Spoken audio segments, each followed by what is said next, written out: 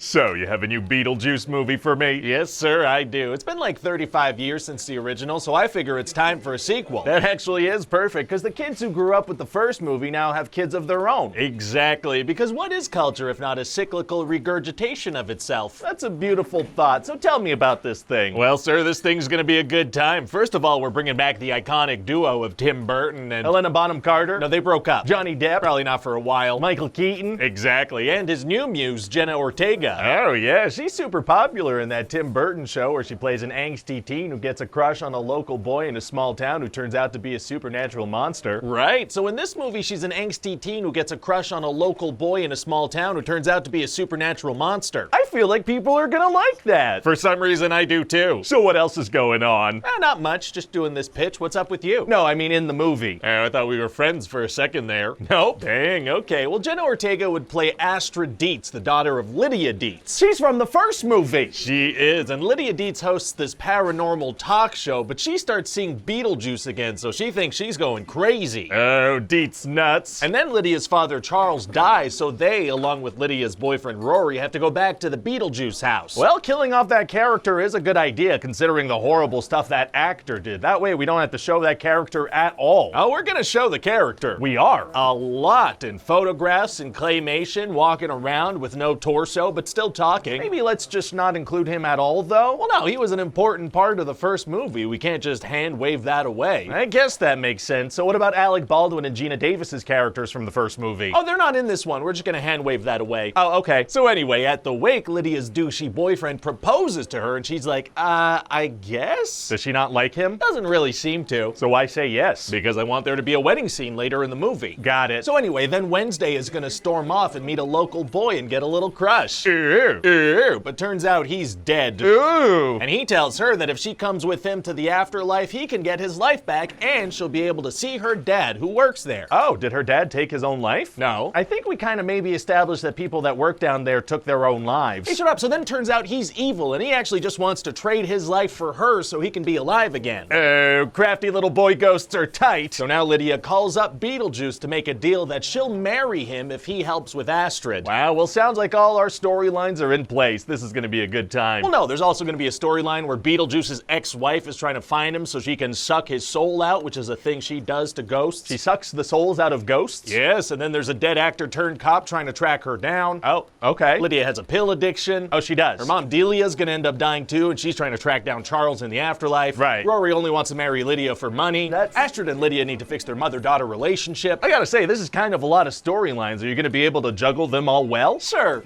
come on.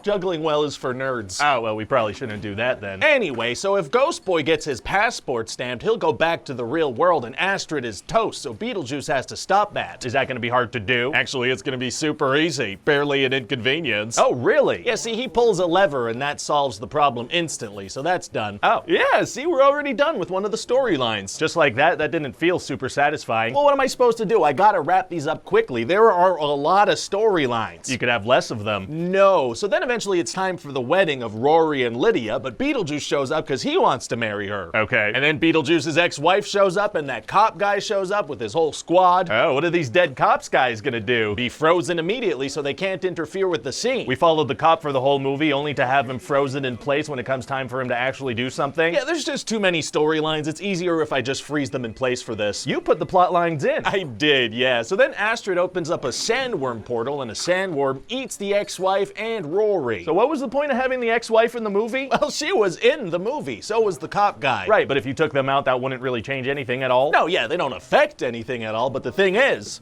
they're gonna be in the movie. All right. And then Astrid quickly flips through the handbook for the recently deceased and finds a clause that voids the marriage thing with Beetlejuice. How'd you find that specific article so fast? Speed reader, I guess, I don't care. So then they're able to banish Beetlejuice back to the afterlife, along with those cops who did absolutely nothing. Wow, that all resolved itself pretty quickly and conveniently. Yeah, I did it. Kind of. So what do you think? Well, I mean, we have the nostalgia factor going for us, so if that gimmick still gets people to go to theaters, I think we're in good shape. Fingers crossed. Hi, this is Ryan George from The Thing You Just Watched. Please enjoy this slideshow from The Thing You Just Watched.